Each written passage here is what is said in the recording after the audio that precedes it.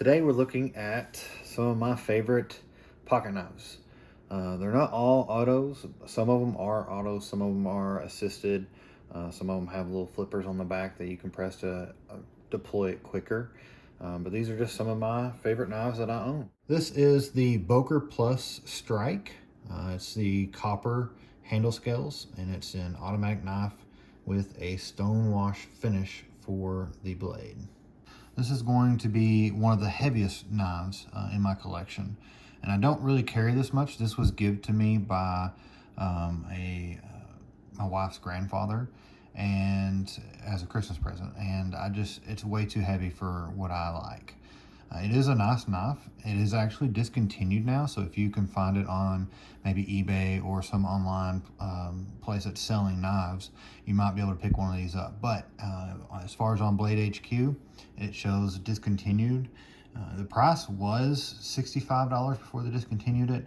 And I think what he bought it for was about $100 whenever I think it was close to it first coming out. So the overall length of this knife is 7.875 inches.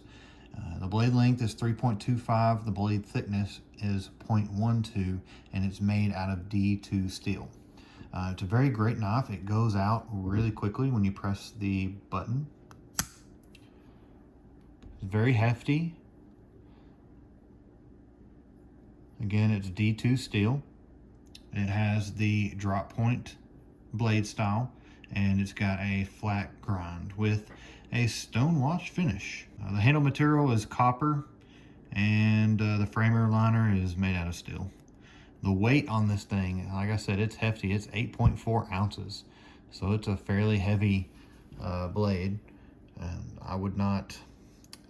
like I said, I don't typically carry this type of knife as heavy as it is. If I was going to carry something this heavy, it'd be a small fixed blade or something. Now this might be a knife that you've not seen, or it's been a while since anybody's seen. You can find them on eBay, but this is also another discontinued knife. This is the Kershaw Junkard Dog 2. And what this little design in the center, you can see the two different color tones of steel. And what that is there's actually two different steel types there. They're welded together or laid together. I don't necessarily know the terminology, but I believe there's a copper inlay in between the two separate, and they're just welded together to make this blade a little bit better. So this bottom part is going to be a D2 steel. I can flip it over here and I can show you. This is a D2 steel on the bottom, and the top is going to be a 14C28N composite. So this is going to have a better edge on this metal down here on the bottom, and it's going to be stronger on the top. So with this knife, it's not an automatic. It is a flipper style, but you have to kind of flip it with some wrist motion as well. You can't just press that down. You have to kind of flick it out a little bit. The only thing I have to say about the pocket knife itself that I don't necessarily like is the pocket clip itself. And the reason why it is away from the knife right now, it hurts my heart right now seeing this, but it's because last time I wore it, it was in my pocket and it grabbed a hold of something.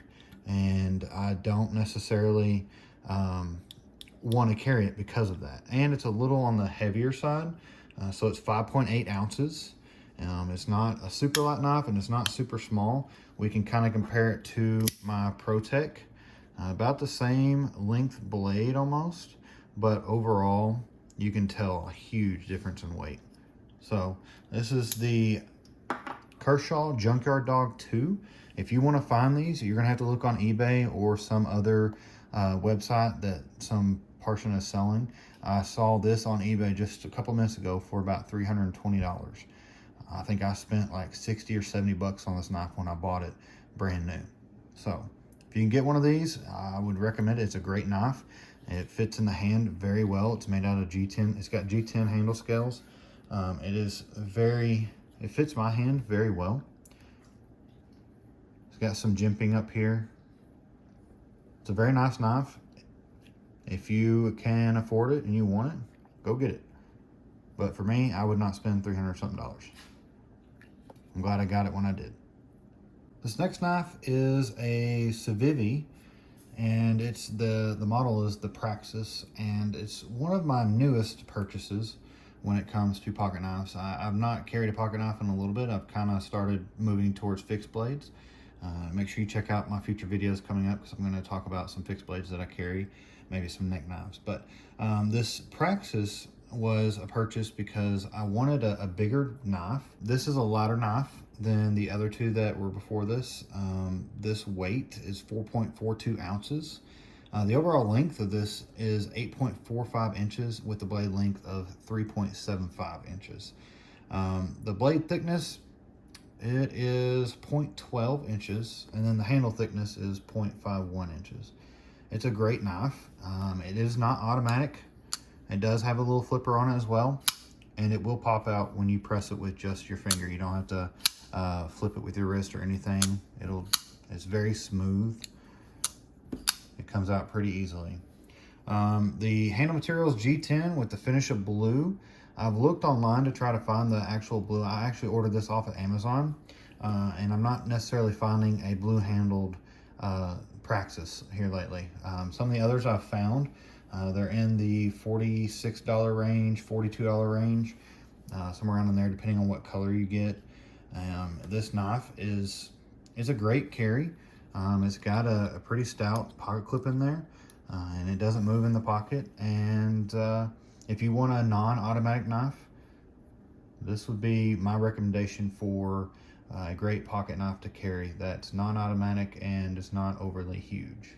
Now, this knife is probably one of my favorite knives, and it's one that I've carried for many years. I still periodically will carry this. This is one of my favorite knives, mainly because it's green and it's lightweight, and it's a fun knife to kind of play with. It's got a chain on the actual spine of it that is the action or the drive that pulls the blade out.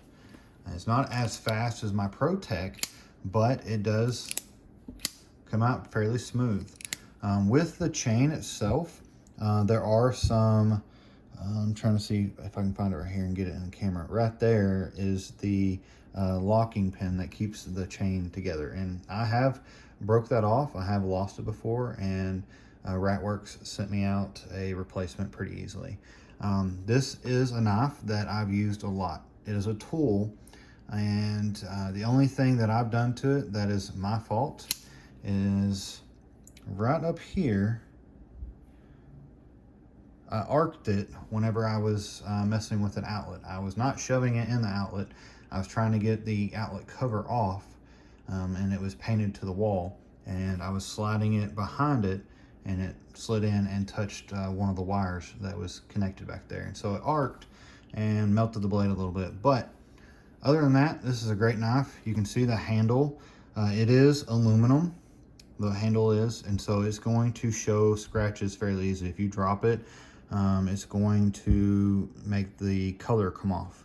And you can see that it's been used. The button's kind of worn out from being pressed, but they actually did a video of a machine that was just sitting there just pressing it over and over and over, and they were in like tens of 20,000s of activations of the blade. The pocket clip is a great pocket clip. It doesn't catch on anything, and it is pretty tight in the pocket, so it's not going to wiggle around or potentially fall out. The overall length of this is 6.875 inches. The blade length is 3 inches. The blade thickness is 0.12 inches. And the blade material is CPM 154, and it has a black satin finish. The weight of this is 3 ounces. So a fairly light knife. This is the Worx MRX Mini Chain Drive Knife. It's a mouthful, but it's probably one of my favorite knives. It is on the expensive side, but it's one of the most expensive knives I own. And I think right now it's around $270 to $300 for this knife if you want to buy it. And that was roughly the price when I bought it many years ago. They did do a law enforcement discount at the time. One thing I will mention about this though is they don't want you taking it apart because of all the interior pieces that might mess up with the chain itself. and I was wanting to add a lanyard, and I called them. They said, well, you could send the lanyard to us and we'll attach it for you. At one point I ended up doing it myself, but I've taken the lanyard off. There is lanyard holes. All you have to have is Allen key to open that up, and you won't have any trouble. It's not going to throw pieces everywhere. I was able to do it pretty easily. Now, we all have knives that we don't care about, that are beaters that we use and abuse, and we're not really worried about breaking them because they're not that expensive. Some of these knives that I have, I would not use and abuse and beat them and baton with them, or use them as screwdrivers or whatnot. I know I said knives are tools, and they are, but there's certain knives you just don't want to break very easily, or use them rough. Some of these I try to baby as much as possible, but this is one of those knives that I have used and abused, and it's not broke yet, but I have done a lot of stuff that you're not supposed to do with knives, and it works very well. You're not going to be able to find the Tanto point version of this. At least I've not been able to find one, but they do have a spear point online that I've seen, and it's about $15. I think I bought this knife for about $20 a couple of years ago, honestly, and I have beat the fire out of this. You can see the paint is coming off from, I don't even know what I was using this as to make the paint come off there, but this is the Gerber Evo. It is a liner lock. It's got the serrated edge here. The overall length of this is 7.95 inches with the blade length of 3.43 inches. It's stainless steel, and the finish is gray. The handle length is about 4.52 inches, and the handle material is aluminum. The weight on this is 2.80 ounces, and it is a flipper, and it activates pretty easily. It's a liner lock, and I know it didn't hear, you can't really hear it click that first time. There is a little bit of play. I don't know if that comes in, but there is a little bit of play there. But this is, again, has been used and abused, so I wouldn't be surprised if there's going to be some movement in there. The pocket clip is pretty stiff, honestly. Not stiff enough to where it's not going to pull out of the pocket, but if you catch it on something, it might loosen up, potentially. Could break it. Now, this knife is probably the top one or two of my favorite knives that I've carried. And it's between this and the Worx. But this is not as expensive as the Worx. It's still pretty expensive for a pocket knife. It is also the lightest, and that's why I probably carried it the most, because it's so light. Now, overall length of this is 7.125 inches. The blade length is 3 inches. The blade thickness is 0.11. And the actual material, the blade material, is CPM S35VN. It's got a spear point, and it's a flat grind with a stone wash finish.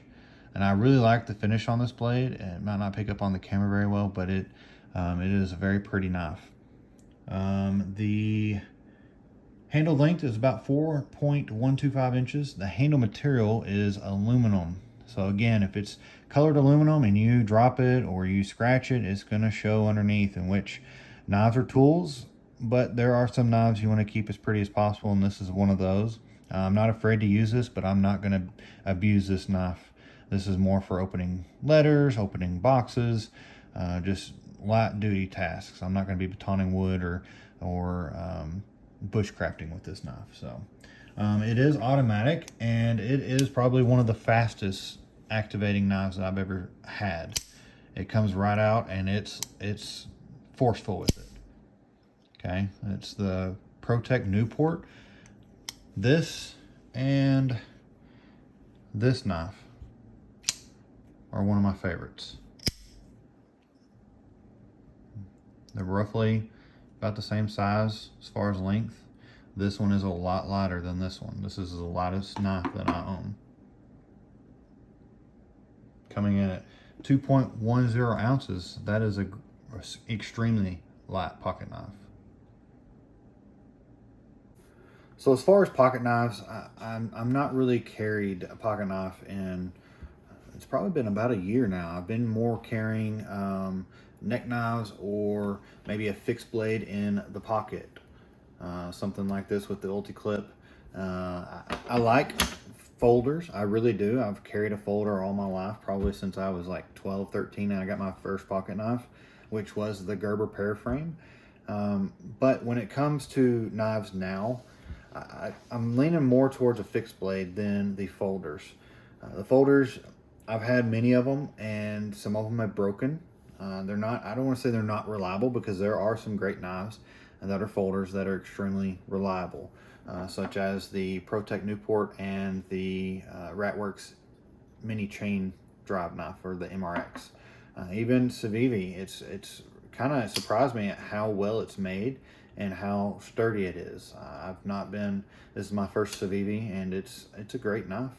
But at the end of the day, it's all about what you prefer. If you want a big, chunky, beefy, heavy blade that's an automatic, this Boker is extremely heavy. And that's probably one of the biggest drawbacks for me. It's D2 steel, so it's super strong blade material, but it's not something that I'm gonna have in my pocket. I wanna take away as much weight out of my pocket as possible, which is why I've leaned toward the Protech or the Worx, and even the Savivi is fairly light. But if you've got a pocket knife that you like better than any of these, or if you want to post a picture of it in our Facebook group, we have a Facebook group, it's called EDC Loadout Lounge. Go on there and post your pictures of your knife and your suggestions of something I should try next, or if you got a knife that you want me to look at next, let me know. Make sure you like and subscribe, and we'll catch y'all on the next one.